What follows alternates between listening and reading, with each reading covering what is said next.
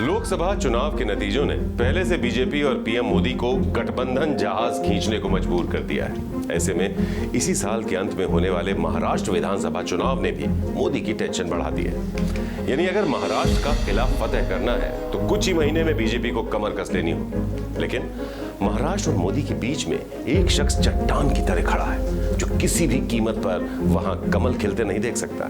वो अकेले ही मोदी की पूरी मशीनरी को हराने का मादा रखता है। नमस्कार, आप देख रहे हैं श्रेष्ठ भारत। आपके साथ मैं हूं संजीव चौहान। शरद पवार, ये नाम किसी पहचान का मोहताज नहीं है। खासतौर पर महाराष्ट्र की राजनीति में तो आज की तारीख में ये सबसे बड़ा और सबसे ताकतवर नाम है जो अकेले ही मोदी को चुनौती दे रहा है। 83 साल के शरद पवार अकेले ऐसे नेता हैं जिन्होंने इस चुनाव में बीजेपी, अजीत पवार गुट वाली एनसीपी और शिंदे गुट वाली शिवसेना को धराशायी कर दिया है। इस चुनाव में उन्होंने ऐसी सियासी बिसात बिछाई जिसमें मोदी शाह जैसे राजनीति के माहिर लोग भी गश खाकर गिर गए। न तो मोदी की गारंटी काम आई और न ही परिवारों को तोड़ने का कोई फायदा मिला।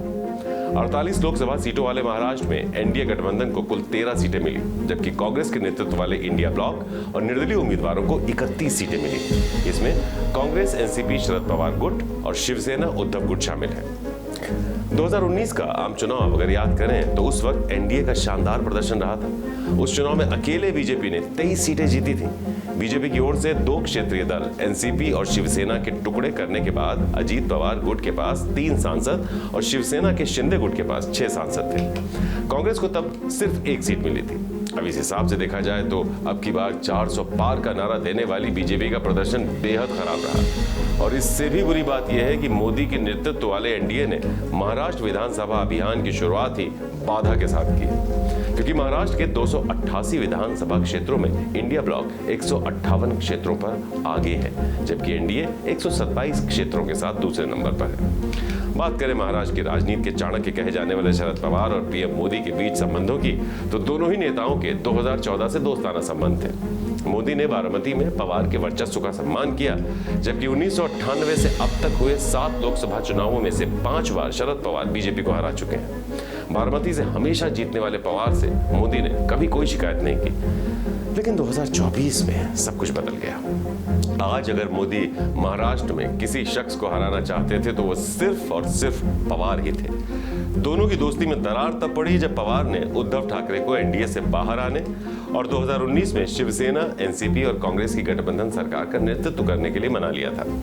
एनडीए से बाहर निकलने के लिए उद्धव के पास ये बहाना था कि बीजेपी शिवसेना के साथ सीएम पद साझा करने को तैयार नहीं है। तो काफी ड्रामे के बाद वो मुख्यमंत्री बने। लेकिन फिर बीजेपी ने शिवसेना और एनसीपी के टुकड़े करके महाराष्ट्र में बीजेपी और 2 क्षेत्रीय गुटों की सरकार बनाकर पवार पर पलटवार किया।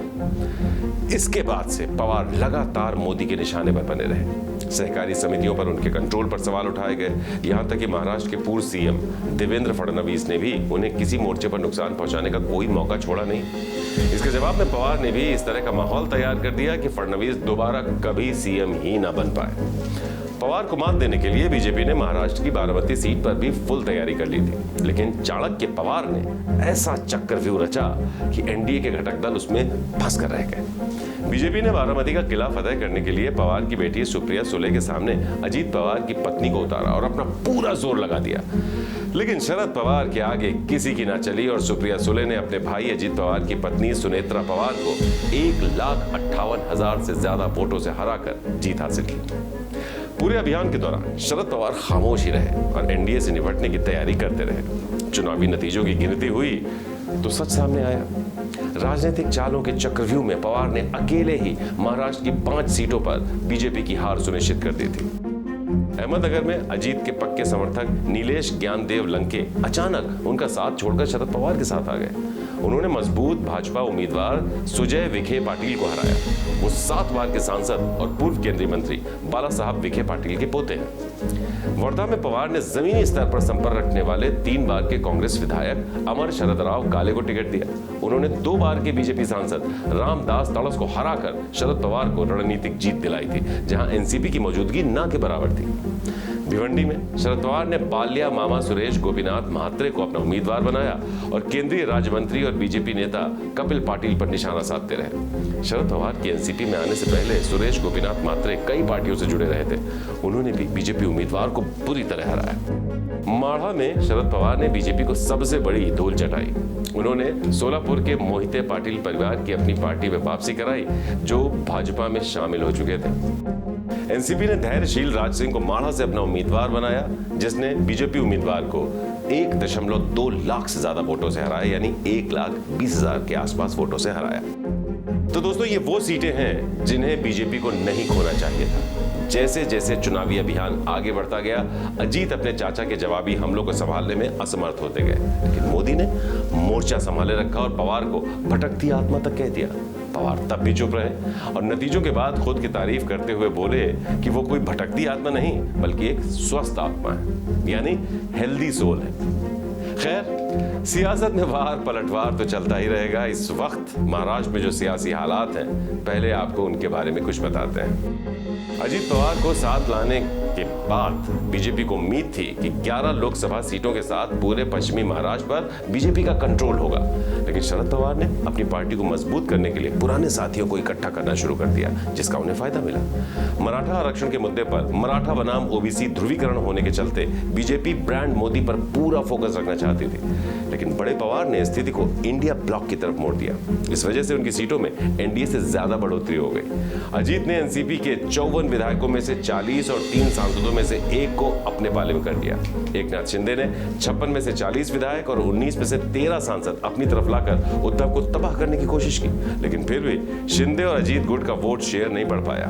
बीजेपी हिंदुत्व और राम मंदिर के मुद्दे उठाती रही तो शरद और उद्धव ने मराठी अस्मिता का दांव खेल दिया।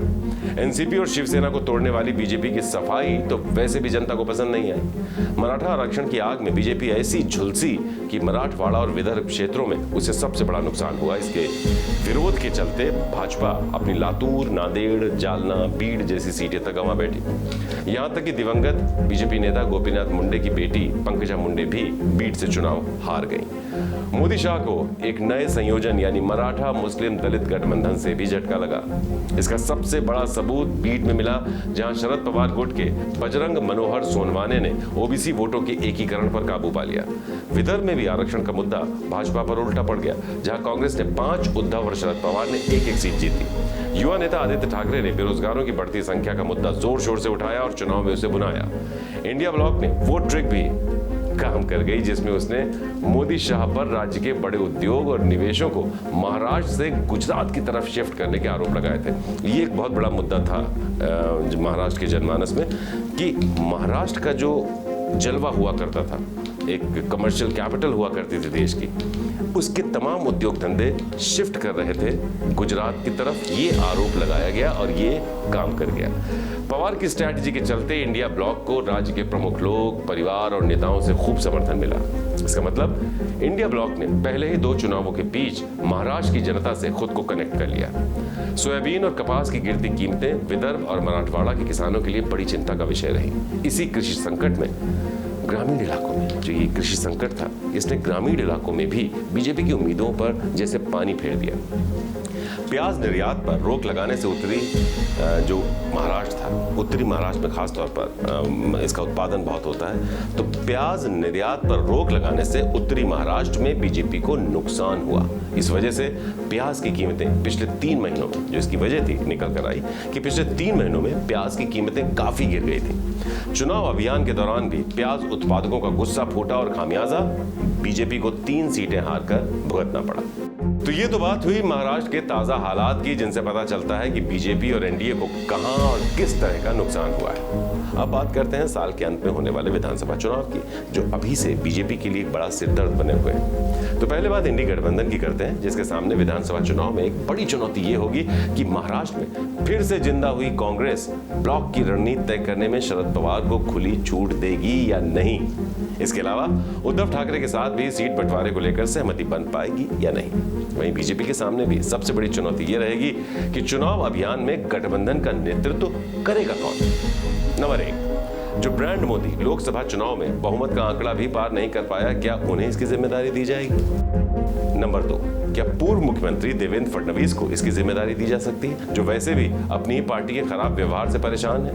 नंबर 3, अजीत पवार के बारे में क्या कहेंगे, जो बारामती हारकर और एनडीए दलों के बीच सबसे खराब स्ट्राइक रेट के साथ सारी विश्वसनीयता खो चुके हैं? आज उन्हें भी शायद यकीन नहीं होगा कि आगामी चुनाव तक कितने विधायक उनके साथ रहेंगे।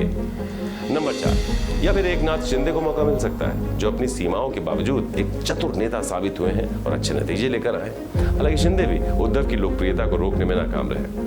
अगर उद्धव बुरी तरह हार जाते तो शिंदे ही शिवसेना का असली बॉस कहलाते। लेकिन भाजपा के लिए शिंदे अब और भी ज्यादा जरूरी हो गए हैं, क्योंकि उनके पास 7 सांसद हैं, जो लोकसभा में पूर्ण बहुमत ना पाने वाली बीजेपी के लिए वरदान जैसे हैं। बहरहाल, साल के अंत में होने वाले महाराष्ट्र विधानसभा चुनाव में चाहे कुछ भी हो, महाराष्ट्र की सियासत में यह देखना काफी दिलचस्प होगा कि शरद पवार के पास एक और कड़वी राजनीतिक लड़ाई लड़ने के लिए कितनी एनर्जी बची है।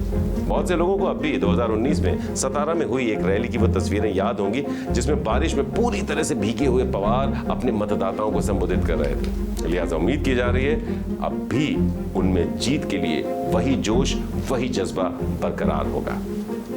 तो इस खबर के बारे में आपकी क्या राय है, अपने कमेंट करके हमें जरूर बताइएगा। नमस्कार। श्रेष्ठ भारत पर खबरों से जुड़े रहने के लिए चैनल को सब्सक्राइब और लाइक करें, बेल आइकन दबाएं और देखते रहें श्रेष्ठ भारत।